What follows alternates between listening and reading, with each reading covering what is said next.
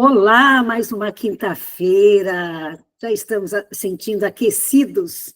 Podemos estar de blusa ou sem blusa, mas o coração está aquecido, não é? E hoje uma noite iluminada, vai ser regada com muita música, com a voz doce, com muita reflexão, com a nossa bela e querida Raíssa Silva. Tivemos o prazer de conhecê-la pessoalmente. Então, um presente que Deus nos deu e nos dá de, de cruzar, né, com os espíritos tão afins, que parece não, né? A gente já se conhece há muito tempo, e é tão bom porque nesse caminho e no trabalho do bem, nós vamos fortalecendo as nossas convicções com esses amigos tão queridos. Nessa sala, que a gente pode dizer disso, né, gente? Formando aí uma família fraternal. Então, para a gente começar a nossa noite, vamos fazer a nossa prece, para acalmar ainda mais os nossos corações, para que a gente esteja assim, bem tranquilo, bem sereno, bem aberto para as reflexões da noite. Boa noite, Jo. A Jo é de Imperatriz do Maranhão. Chegou agora, seja bem-vinda, viu? Então, vamos fazer a nossa prece, mas eu vou convidar hoje uma mãe para fazer. Quando eu falo assim, Raíssa, elas ficam até meio... Eu falei, mas não precisa conversar com Deus, elas estão sempre conversando com Deus. Vou pedir para a Ana Tereza fazer a prece para a gente, tá, Ana Tereza? Ela sempre fala não, mas aí ela abre a boquinha dela Eu e faz aquela sabia que prece. você ia pedir, não sei por quê. Acho que é porque Tiago gosta, né, de muita música, e hoje está aí com uma parceira, a Raíssa, aí, que também canta, não é? Então, isso já vai deixando o coração bem alegre, não é mesmo? Pois é. Vamos fechar nossos olhos, serenando nossos corações, agradecendo pela oportunidade de estarmos reunidos, né, nessa sala, onde eu acho que o amor é um dos pilares dela. É que a gente possa refletir acerca da continuação da vida.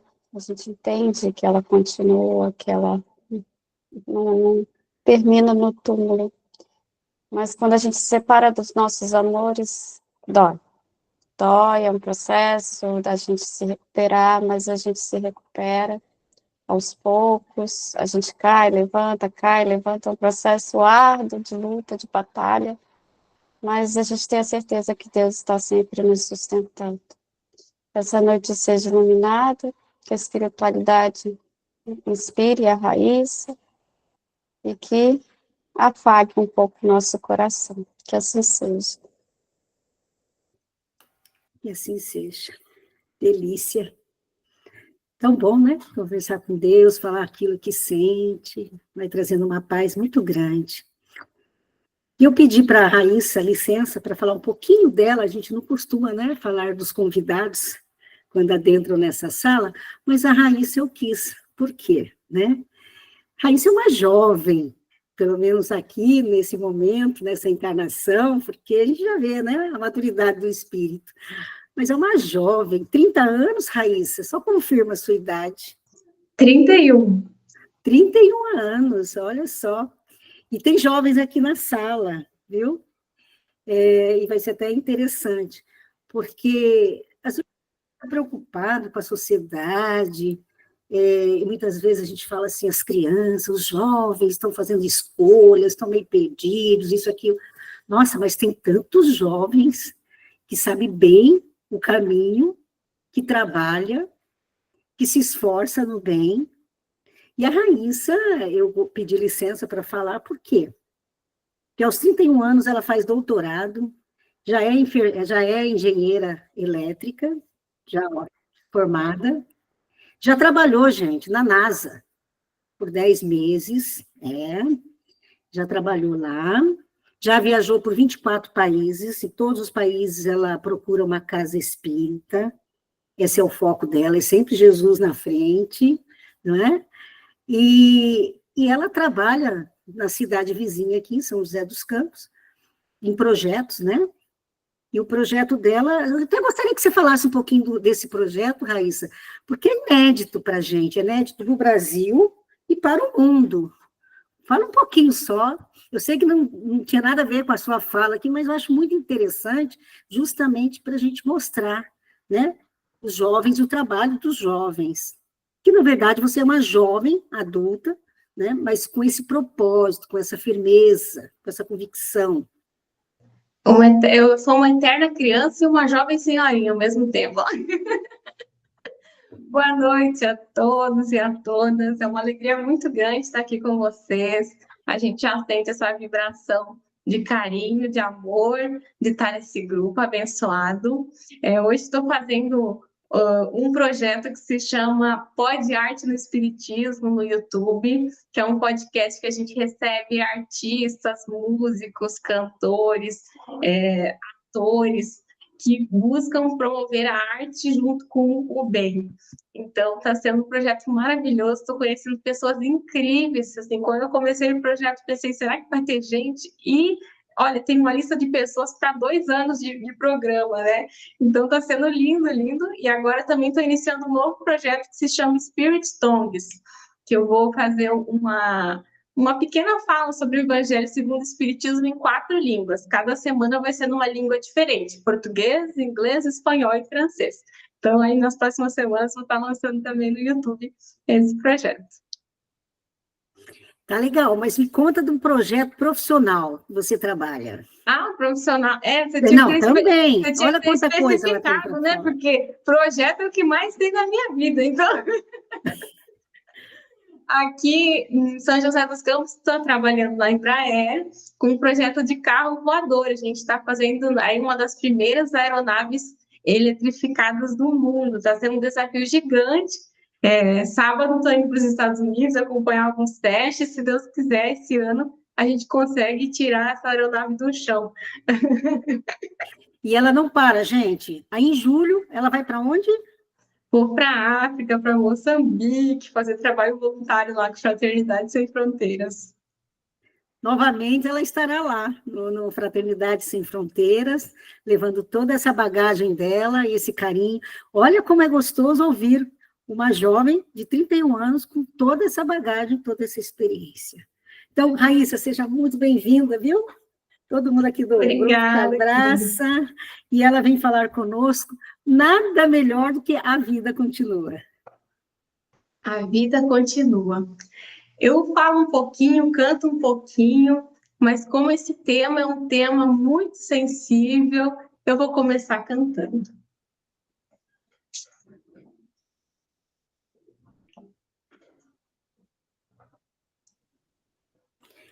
Detalhe, ela ainda canta, gente, vocês sabem disso, né? É o máximo.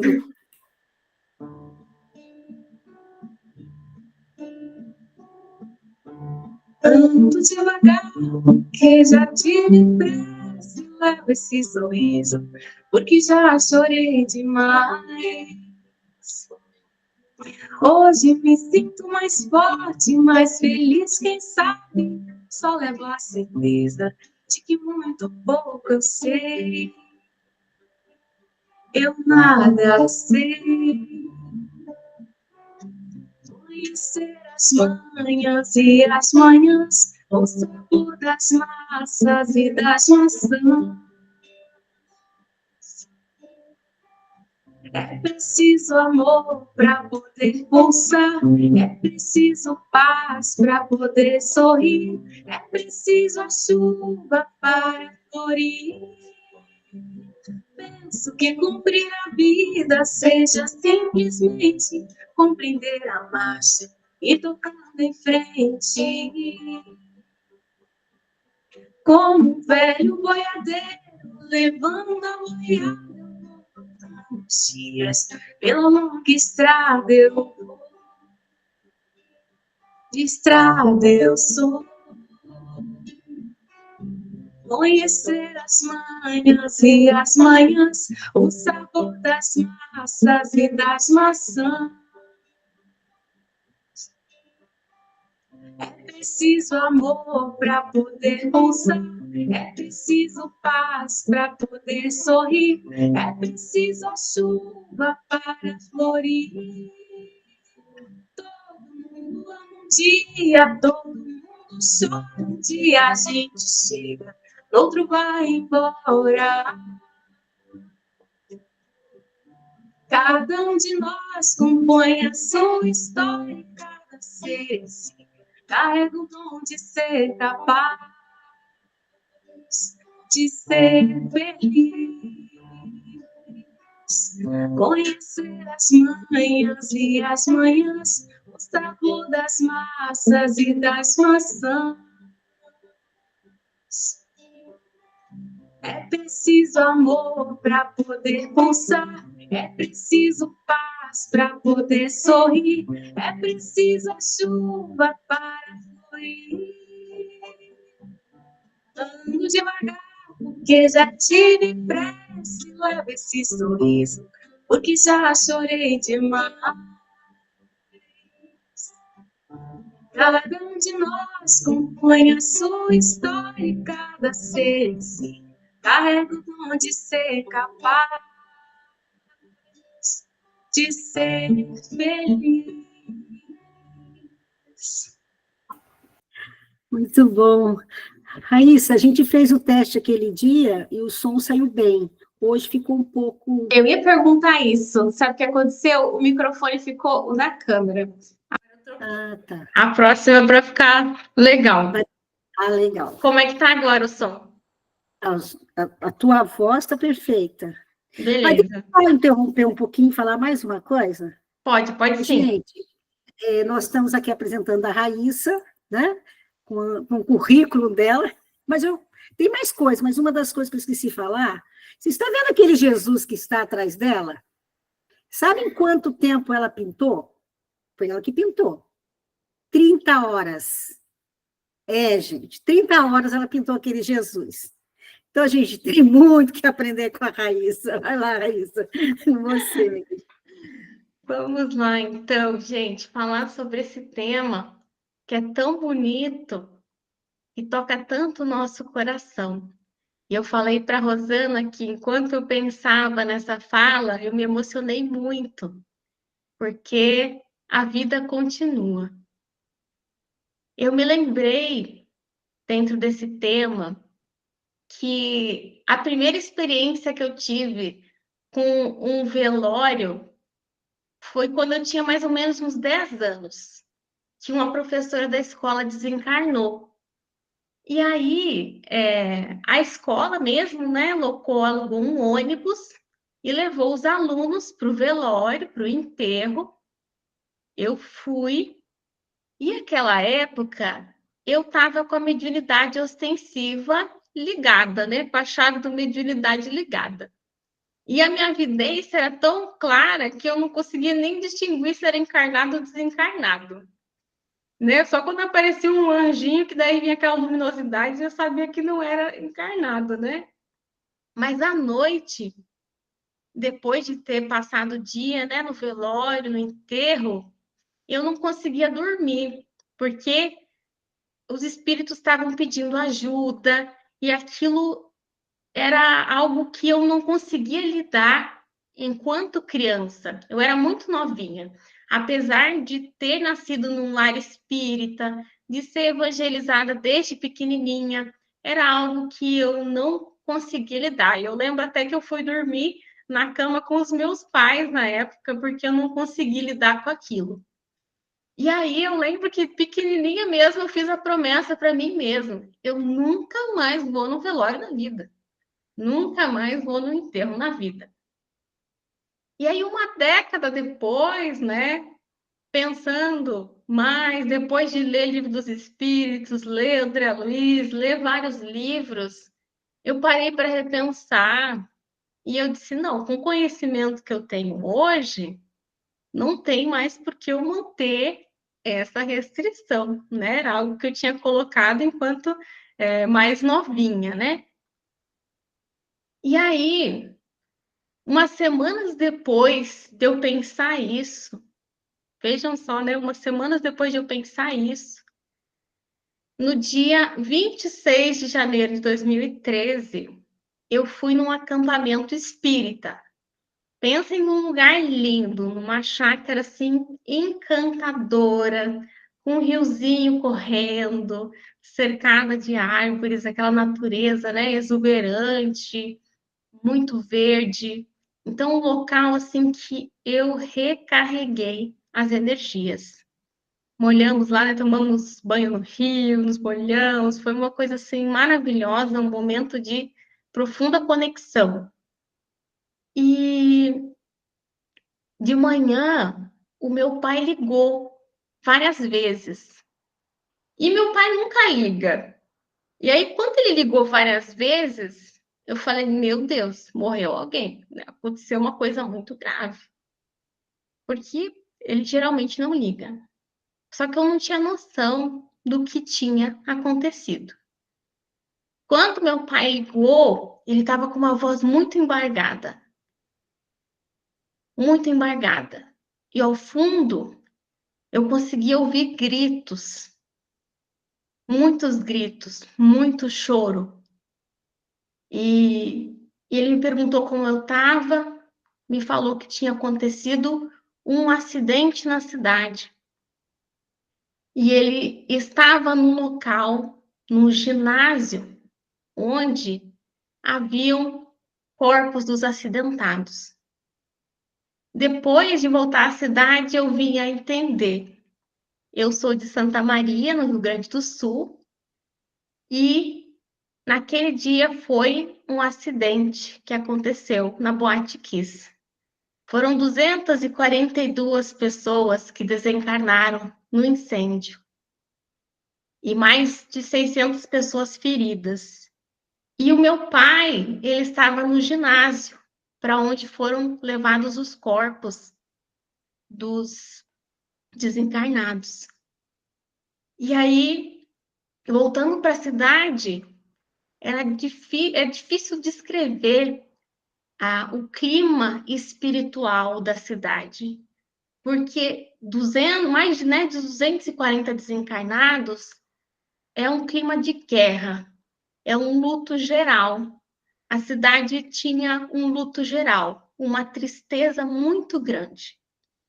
E à época, eu estava na faculdade de engenharia elétrica e o restante do meu dia eu passei no computador, porque eu ficava atualizando as redes sociais para ver se tinha alguma notícia de algum familiar, algum colega, algum conhecido que estava no acidente. E aí, quando deu meia-noite, eu estava cansada de atualizar as redes sociais, de ficar buscando notícia, e uma força que eu não sei explicar me fez pegar o meu violão. Eu sabia que estava tendo um velório na igreja do meu bairro, eu não conhecia as pessoas, mas eu peguei o violão e falei para o meu pai: eu quero ir lá. E aí a gente foi. Ele me levou e a gente foi. 3 pessoas estavam sendo veladas na igreja. E aí eu me vi entrando naquele local, aquela criança voltou, né? A criança que tinha dito nunca mais vou num velório. Aquela criança voltou e eu olhei com força. Eu estava dotada de uma força que não era minha. Eu peguei uma cadeira, coloquei em frente aos 3 caixões. Era uma energia de muita tristeza. Eu queria chorar, mas eu estava sendo carregada pela espiritualidade. Eles neutralizaram a minha tristeza para que eu pudesse cantar. Eu só chorei 3 dias depois. Na hora, o que eu sentia era força, era luz. Eu sentei a cadeira ali e comecei a cantar.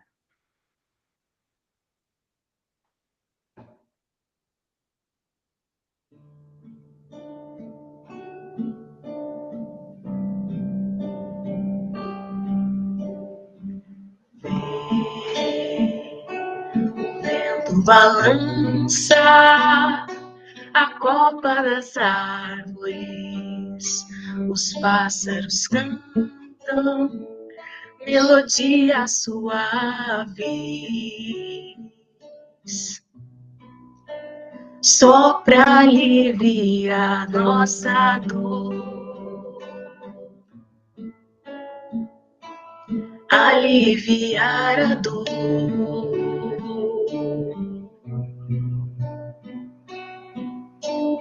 Vê quanta perseverança uma prece alcança. Os espíritos cantam canções de esperança, só pra aliviar nossa dor, aliviar a dor.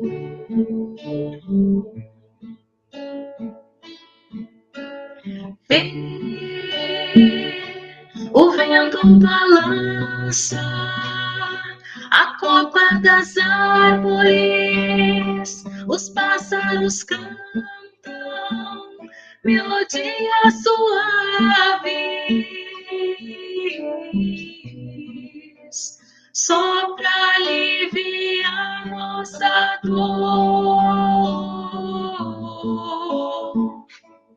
aliviar a dor.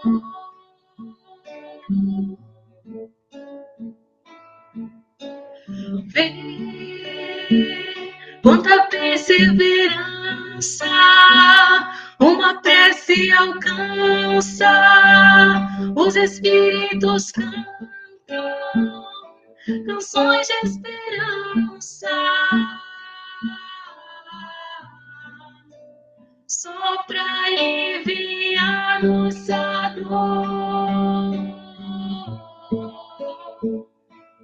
aliviar a dor, só pra aliviar nossa dor, aliviar a dor, só pra aliviar nossa dor, aliviar a dor.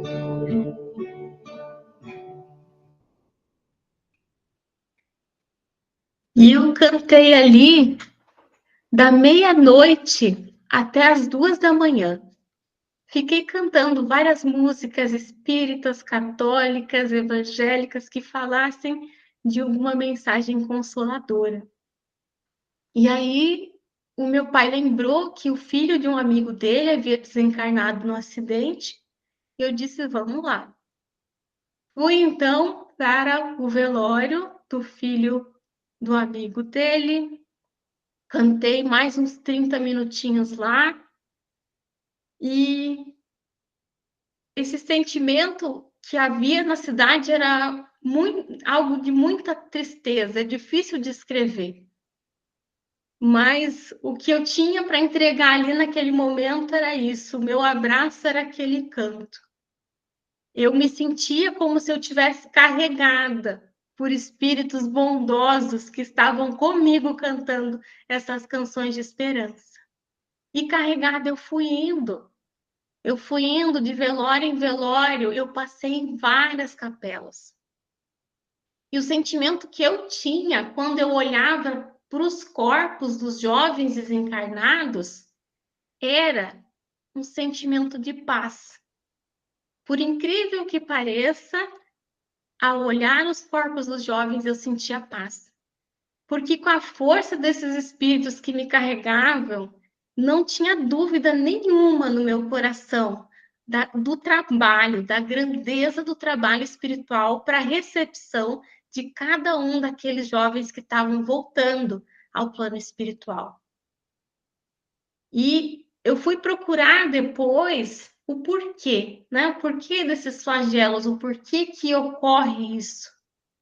E lá no Livro dos Espíritos tem uma questão que é 738, que Kardec pergunta isso, mas nesses flagelos, tanto homens de bem como homens perversos desencarnam Isso é justo? E aí os espíritos respondem: durante a vida, o homem tudo refere a seu corpo. Entretanto, de maneira diversa, pensa depois da morte. Ora, conforme temos dito, a vida do corpo bem pouca coisa é. Um século no vosso mundo não passa de um relâmpago na eternidade. Logo, nada são os sofrimentos de alguns dias ou meses, de que tanto vos queixais. Representam um ensino que se vos dá e que vos servirá no futuro. Os espíritos que pré-existem e sobrevivem a tudo formam um mundo real. Esses, os filhos de Deus, e o objeto de toda a sua solicitude. Os corpos são meros disfarces com que eles aparecem no mundo. Por ocasião das grandes calamidades que dizimam os homens, o espetáculo é semelhante ao de um exército, cujos soldados, durante a guerra, ficassem com seus uniformes estragados, rotos ou perdidos. O general se preocupa mais com os soldados do que com o uniforme. O nosso corpo físico é como se fosse o uniforme, mas Deus se preocupa com o soldado, com o espírito, e o espírito sobrevive. O espírito, ele vive para além da morte do corpo físico. Então, enquanto eu passava nesses velórios, eu não sentia preocupação nenhuma com os espíritos que haviam deixado a terra, porque eu tinha certeza que eles estavam muito bem acolhidos, tinha certeza, né, que estavam fazendo um trabalho lindo de acolhimento e recepção a eles. O que mais me preocupava ao passar nesses diversos velórios eram aqueles que ficavam. As mães, os pais, as namoradas. Eu vi tantas namoradas se atirando em cima dos caixões enquanto eu cantava. E esses que ficavam, que teriam que enfrentar o luto. E especialmente nesse evento desencarnaram muitos jovens. Tinham turmas, por exemplo, a turma de agronomia, que desencarnaram 40 jovens de uma mesma turma. Ficaram, né, 2 jovens encarnados de uma turma. Então, o desencarne de um jovem é uma prova muito dolorosa, porque rompe com a lógica da vida. A gente tem a expectativa, né, que os mais velhos irão desencarnar primeiro. Então, o jovem desencarna, vem essa sensação de ausência, não só da ausência física, mas dessa expectativa de futuro, né, dos planos que viriam, de esse lamento, né, pelo diploma que não pôde ser alcançado, um casamento que não aconteceu, os netos que não irão vir, essas conquistas que não vão se realizar. Então, é como essa uma quebra, né, um tempo interrompido desse florescer. E aí, nesse plano emocional, é comum que surjam muitos sentimentos de culpa, de revolta, de incredulidade, de questionamento sobre a justiça divina. E aí, o luto é ainda mais difícil quando os familiares não compreendem essa continuidade da vida após a morte. Porque aí vem ainda mais forte essa questão de cadê a justiça de Deus? Mas, do ponto de vista espiritual, o Espiritismo vem nos ensinar que a vida não se resume à existência terrena. A vida não se resume ao corpo físico. E cada espírito tem um tempo determinado para a sua encarnação, conforme as necessidades evolutivas. Então, muitas vezes, um jovem retorna ao plano espiritual por ter cumprido a sua missão, que era para ser breve, mas muito significativa. Outras vezes, essa partida prematura pode estar relacionada a alguns resgates ou até mesmo a libertação de um destino que seria doloroso. Então, quando eu olhava aqueles jovens, eu tinha certeza que eles haviam cumprido a sua missão. Mas para os que ficam, a dor ainda é muito grande. Mas ela pode ser amenizada com essa compreensão de que a separação ela é só temporária.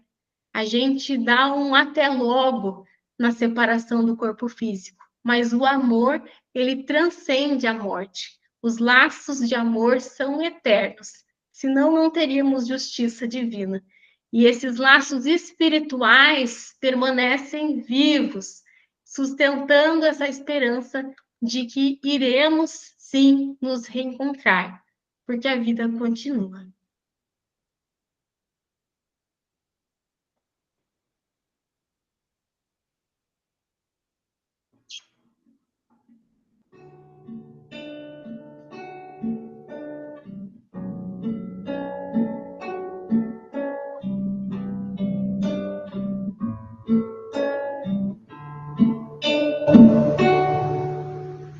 Deus está aqui nesse momento.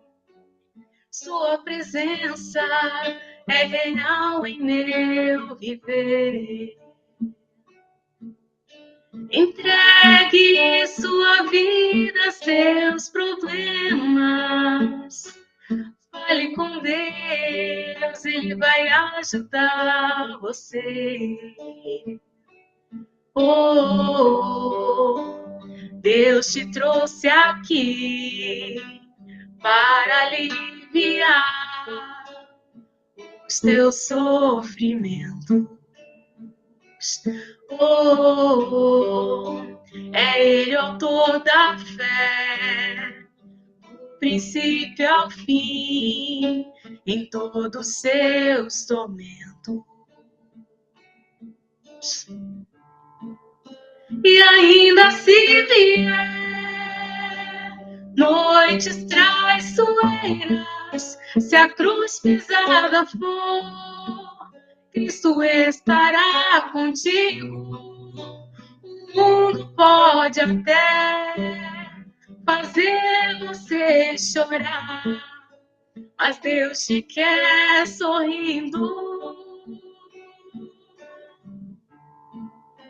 E ainda se vier noites traiçoeiras, se a cruz pisada for, Cristo estará contigo. O mundo pode até fazer você chorar, mas Deus te quer sorrindo.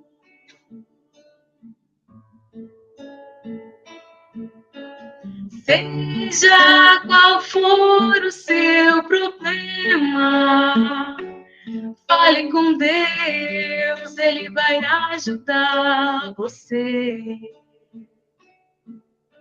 Após a dor vem a alegria, pois Deus é amor e não te deixará sofrer. Oh, Deus te trouxe aqui para aliviar os teus sofrimentos. Oh, é Ele o autor da fé, do princípio ao fim, em todos os seus tormentos. E ainda se vier noites traiçoeiras, se a cruz pesada for, Cristo estará contigo. O mundo pode até fazer você chorar, mas Deus te quer sorrindo. E ainda se vier noites traiçoeiras, se a cruz pesada for, Cristo estará contigo. O mundo pode até fazer você chorar, mas Deus te quer sorrindo. O mundo pode até fazer você chorar, mas Deus te quer sorrindo.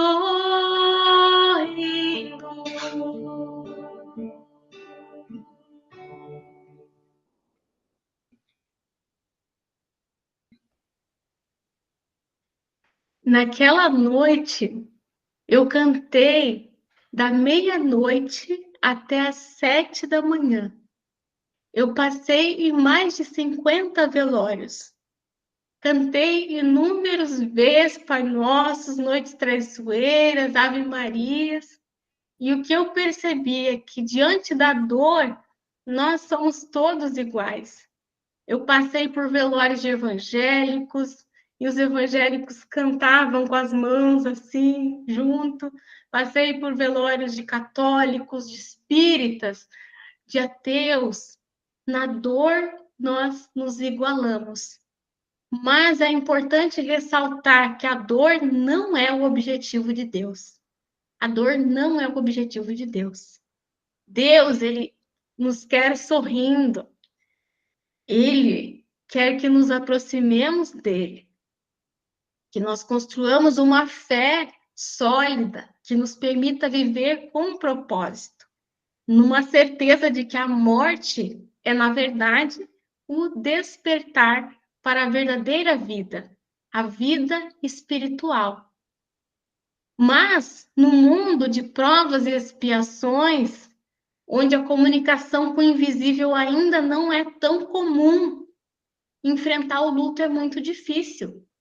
Porque imagina se todos nós fôssemos, né, médiuns ostensivos, se a gente já conseguisse, né, comunicar com aquele que partiu de maneira muito mais fácil, né, como deve ser nos mundos mais evoluídos, seria muito mais tranquilo enfrentar o luto. Mas aqui a gente experimenta essa sensação de separação. Nós passamos por diversos estágios emocionais até conseguirmos retornar para esse sorriso, para continuar a vida. Existe uma psicóloga que se chama Elizabeth Ross, que ela fala sobre as 5 fases do luto. Não quer dizer que todos nós passamos por essas mesmas fases. Podemos passar por algumas delas, alguns pulam uma fase, mas ela, como lidou com muitos enlutados, coloca 5 fases que ela observa. Primeiro, a gente enfrenta uma negação. Essa fase é aquela fase estranha, que a dor é tão grande que a gente se recusa a aceitar. E é algo que a gente sente que parece que aquele ente querido vai voltar a qualquer momento, né? Tem aquele sentimento quando a gente está em casa que parece que ele ainda está ali, que vai voltar. E aí ela coloca uma segunda fase. De novo, não quer dizer que todos vão passar por essas fases, mas ela coloca ali como as fases mais comuns. Depois tem um momento de raiva que ela coloca. Podem surgir sentimentos de revolta, revolta contra alguém, revolta contra Deus, contra os médicos, contra o destino. Então, são frases da revolta, por que aconteceu? Né? Ele é tão jovem, não é justo. Depois tem uma fase de negociação que ela coloca, que é como se o enlutado buscasse se negociar com o divino, pensando, talvez Deus vai trazer de volta, talvez vai voltar. Aí a quarta fase é a fase da depressão. Com a aceitação da realidade, vem um momento de tristeza intensa, um momento de saudade, de vazio. E aí podem surgir sentimentos perigosos, como eu não sei como seguir em frente. E a última fase que ela coloca é a fase da aceitação. Nessa fase, a pessoa começa a encontrar paz diante da perda. Não significa que a dor desapareceu, porque a dor da saudade permanece até o momento do reencontro. Mas agora, a dor que antes era tristeza vira lembrança afetiva, vira reconexão com a vida, vira um sentimento de sim, ele ou ela estará sempre comigo, ele ou ela vive em outro plano que não vejo, mas vive. Vou honrar a memória dele ou dela vivendo com mais amor. E cada um de nós passamos por essas fases de maneiras diferentes. Mas a grande questão que temos que tomar o cuidado de nos perguntarmos é: por quanto tempo nós ficamos em cada fase? Imagine se nós passarmos uma vida na negação, se nós passarmos uma vida com raiva, uma vida na negociação ou na depressão. Isso é possível. Por isso, nós devemos buscar a aceitação.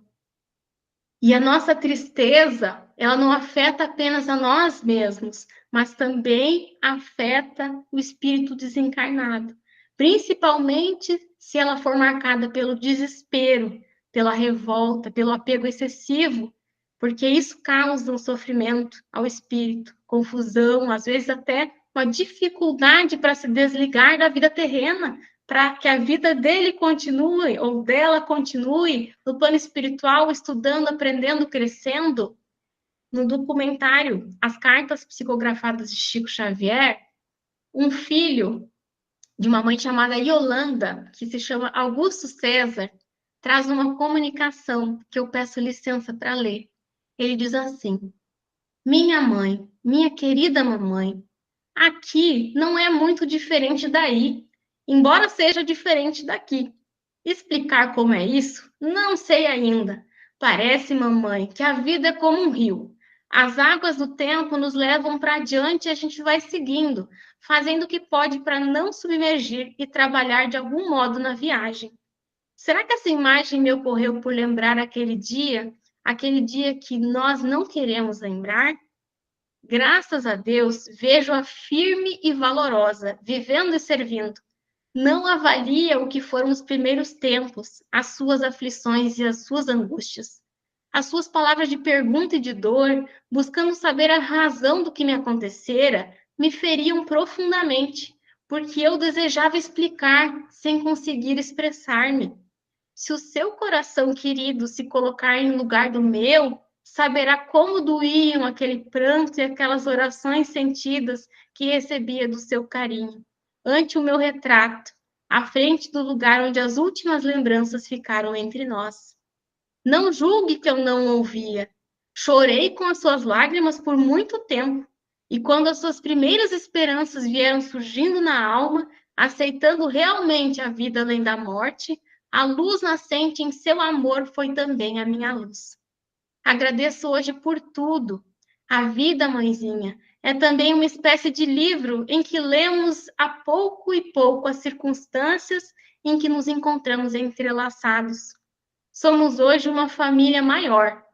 A princípio, quase 4 fevereiros de retaguarda supunham ser um grupo único em um nosso bairro feliz de São Paulo. Depois, semana a semana, fomos descobrindo que somos muitos. Hoje costumo rir de mim mesmo. Fantasiava escrever uma carta revelando detalhes de casa e família. Mas antes que eu pudesse grafar o que pensava, eis que o Chico veio a nós. Temos tudo em comum: o conhecimento do lar e os entes amados. Não consegui transitar nos fenômenos para reconhecer qual o maior fenômeno é um profundo amor que nos reúne uns aos outros. Hoje, como antigamente, sinta-me chegando devagarinho para um abraço do coração e ouça-me de novo a dizer: mamãe, eu estou com muita saudade de você, mas com muita saudade de você. Seu sorriso me iluminará como acreditando ou não acreditando no que eu dizia, para acentuar ainda mais o meu desejo de abraçá-la. Mas abraçando a meu pai e a todos os nossos no carinho que tragam o seu carinho, posso repetir: mamãe, é mesmo, eu estou com muita saudade de você, mas o meu coração está com o seu coração para sempre. Sempre seu, Augusto César.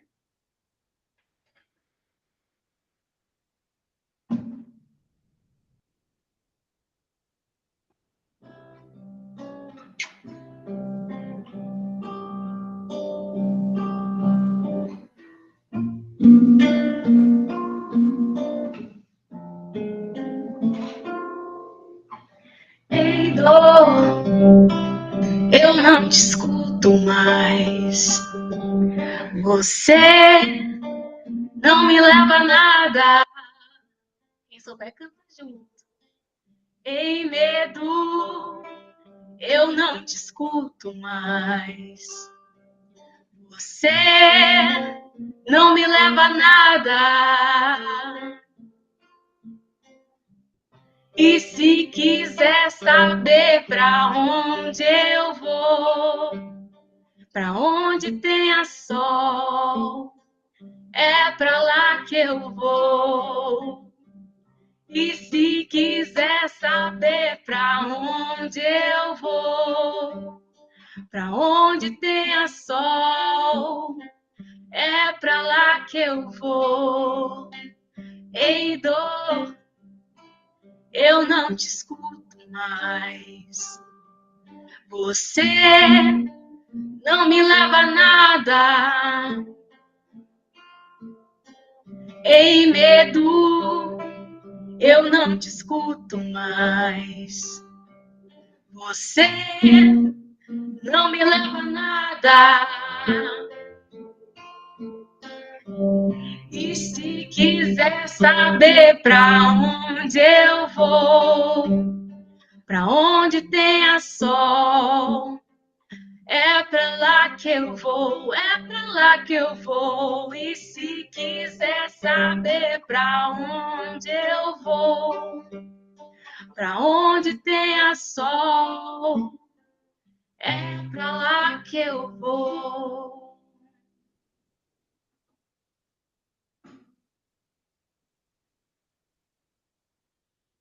Quando era mais ou menos 6h30 da manhã,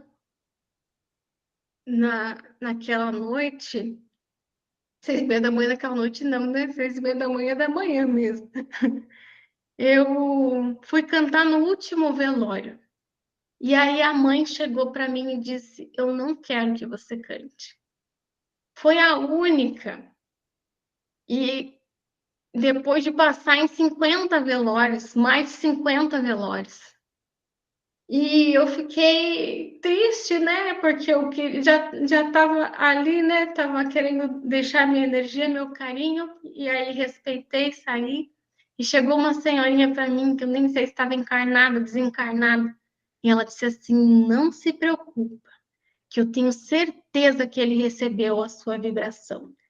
Ai, aquilo me confortou o coração, porque no último, né, eu saí triste, ela me confortou o coração. E aí eu fui para casa, depois de quase 7 horas cantando, sem tomar um copo d'água. Eu tinha acordado aquele dia 6 da manhã, então já estava 24 horas sem dormir. E peguei um copo de água na torneira, tomei 2 goles, era água. Terceiro gole virou um chá. E mudou a consistência da água. E aí eu olhei e falei: o que é isso, meu Deus? O que está acontecendo? Né? Eu fui na cozinha, abri a torneira de novo, vi se saía chá, falei para minha mãe: mãe, tinha chá em algum lugar? Não, como diz Kardec, prefiro negar 10 verdades que deixar passar uma mentira, né? O espírito desconfiado. E depois eu vi que os mentores estavam cuidando de mim, né? Assim como cuidam de todos nós o tempo todo. Então, a mensagem que eu venho deixar hoje é que vivenciarmos esse luto com fé, com aceitação, é essencial. Porque a partir dessa aceitação que a gente começa a reconstrução. E aí eu queria finalizar com um exemplo de mulher que, apesar de sentir uma dor imensa da perda do seu filho, ela escolheu aceitar, continuar e abraçar a humanidade no seu colo materno. Maria de Nazaré, não sei se vocês conhecem, ela escolheu ser mãe de um Cristo, que era um espírito que já havia terminado a sua caminhada evolutiva. Gente, eu imagino, né, nessa vida eu não fui mãe ainda, mas eu imagino que deve ser um negócio louco. Agora, ser mãe de um Cristo deve ser mais louco ainda, né? Porque imagina ver o filho crescer, fazendo um monte de milagre, fazendo a água virar vinho, né? Deve ter sido uma loucura. Então, Maria acompanhou tudo isso. Ela via que o seu filho era fora de tudo, né? Fora de tudo que se havia visto na Terra. Ela acompanhou ele curando, ele consolando as pessoas, ele fazendo desobsessão nos espíritos menos esclarecidos, transformou água em vinho, acalmava a tempestade, fazia de tudo, né? Ela viu tudo isso. Mas ela aceitou uma missão complicadíssima. Porque quando a gente está na espiritualidade, cada um de nós faz um planejamento reencarnatório. No planejamento reencarnatório, existem algumas probabilidades. E havia uma grande probabilidade que Jesus iria desencarnar muito cedo. Porque, sendo quem ele era, os orgulhosos, os invejosos, não iriam tolerar Jesus por muito tempo. Ele seria assassinado. E Maria aceita essa missão completamente difícil. Ela sabia que teria que lidar com a dor do desencarne do seu filho. E ela acompanhou tudo. Ela acompanhou o filho sendo crucificado. Lá no Boa Nova nos é descrito que Maria estava junto da cruz, acompanhou todo esse processo, chorando, sofrendo, em extrema agonia, com os olhos fixos na cruz. Ela lembrava de tudo que havia passado, a sua gravidez, o anjo Gabriel vindo avisar que ela seria a mãe de Jesus, o nascimento, gente, ela teve um parto numa manjedoura, imagina. O parto já é difícil no SUS, no hospital. Imagina numa manjedoura, que é onde ficavam os animais. Foi onde Maria teve Jesus. E ela lembrando de tudo, lembrando da infância do filho e pensando o que ele fez para merecer tanta crueldade. O coração dela, de acordo com Humberto de Campos, rebentava em lágrimas, mas ela repetia com humildade: faça-se na escrava a vontade do Senhor. E aí, num certo momento, com muita tristeza, chega João no lado dela, coloca as mãos no ombro, e aí ela fala assim, olhando para Jesus: meu filho, meu amado filho. E aí Jesus olha para ela e para João e fala assim: mãe, eis aí o teu filho. Falando, dirigindo-se para João. E diz a João: filho, eis a tua mãe. Maria, né, entra num pranto, mas o João entende que ali, naquele momento de crucificação, Jesus deixa uma lição do amor universal. Ele está coroando a sua obra, mostrando que nós somos todos uma grande família. Ele estaria deixando a terra por alguns momentos, mas Maria teria outros filhos para cuidar. Nós escolhemos, né, a nossa família nesse plano reencarnatório, formada por afetos, desafetos, mas os verdadeiros laços de família são os laços espirituais, esses laços de simpatia, de comunhão de ideias. O nosso desafio é tornar a nossa família da carne também uma família espiritual, mas somos todos filhos de Deus. E após o desencarne de Jesus, Maria passa um tempo com os parentes, mas depois João lembra daquele momento que Jesus fala: eis aí teu filho, eis aí tua mãe. E aí ele vai procurar Maria e eles vão morar juntos. E aí em Éfeso eles fundam uma igreja onde Maria contava as suas lembranças das suas vivências com Jesus e João contava também as verdades evangélicas. Essa casa era conhecida como Casa da Santíssima. Até hoje tem, as pessoas vão visitar, quero muito visitar um dia. E Maria acolhia todos que chegavam e dizia: calma, isso também passa. Ela não veio com a missão, com a única missão de ser mãe de Jesus, mas ela também tinha a missão de acolher a humanidade. E após o desencarne de Jesus, ela poderia ter paralisado, ela poderia ter entrado em uma depressão, uma raiva, ela pode ter passado por esses processos, mas ela chegou na aceitação. E ela trabalhou muito até a velhice, sem cansaço, acolhendo a todos os necessitados. E aí, certa vez, chega um mendigo e fala: minha mãe, venho fazer-te companhia e receber a tua bênção. Só que quando o mendigo chega, Maria não está vendo, E ela sente uma energia maravilhosa. E ela pensa assim: mas que mendigo é esse que acalma as minhas dores? Que energia é essa desse mendigo que, ao invés de vir pedir, acalma o meu coração? E aí, quando ela olha, era Jesus. E ele fala: minha mãe, venha aos meus braços. E aí, Maria desencarna. Vem ele em espírito buscar a sua mãe. E ele fala: sim, minha mãe, sou eu. Venho buscar-te, pois meu pai quer que sejas no meu reino a rainha dos anjos. Chegará o momento do reencontro. A morte não é o fim. Que possamos seguir com aceitação, trabalhando no bem, para que esperemos esse momento do reencontro com propósito. E que a nossa Mãe Maria possa deixar as suas bênçãos, possa estar mandando muitas pétalas de rosas para cada um de nós para finalizar essa noite.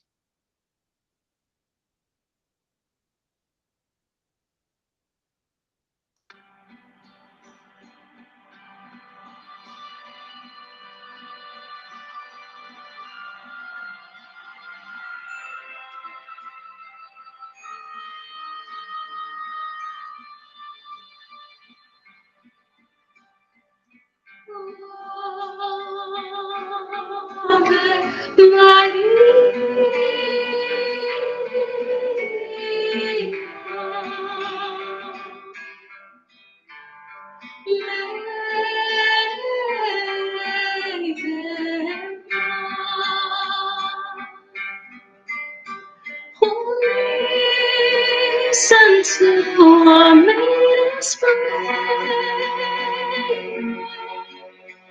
For thou is hero is the one.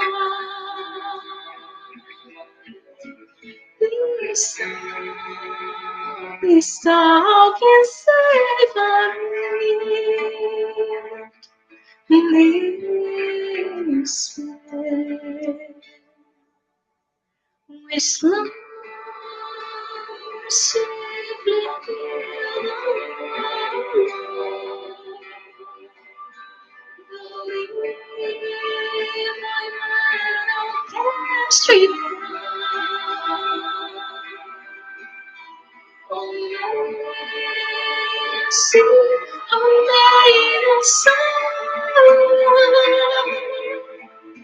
Oh, wonder here is simply true.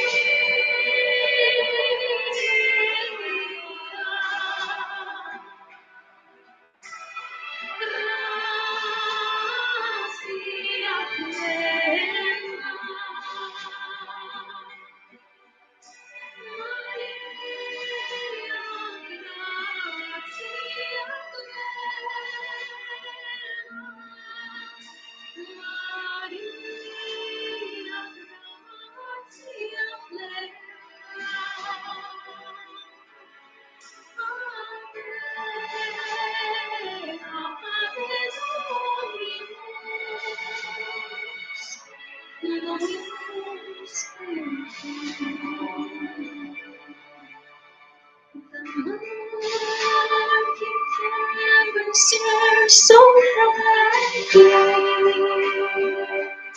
show me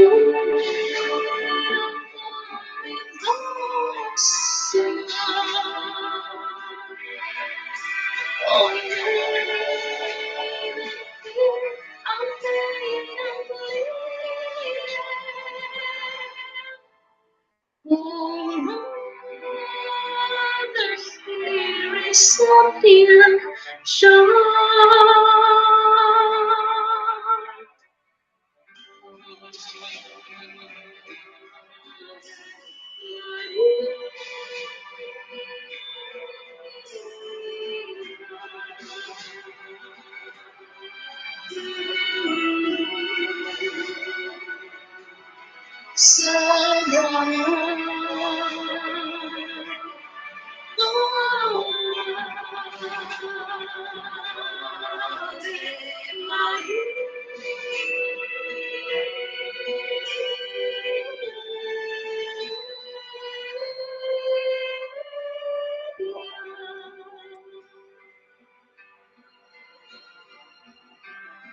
Gratidão, fiquem com Deus.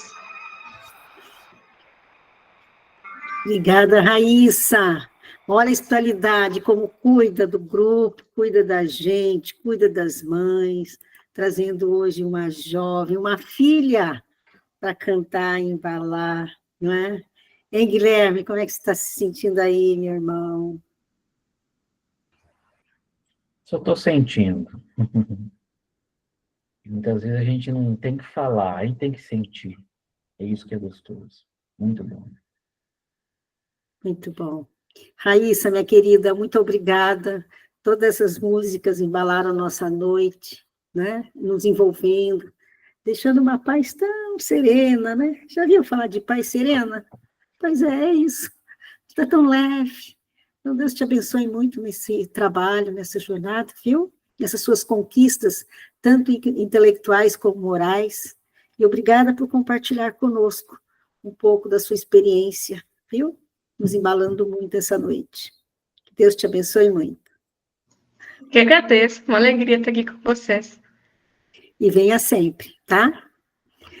Então, a todos, continue essa paz no lares de vocês, principalmente no coração. E até semana que vem. Um beijo. Tchau, Gratidão tchau. sempre. Fiquem com Deus. Obrigada. Boa noite. Obrigada, Raíssa. Boa noite, gente. Obrigada, viu, Raíssa? Boa noite Obrigada a todos. todos. Boa noite a todos. Boa noite a todos. Boa noite. Boa noite.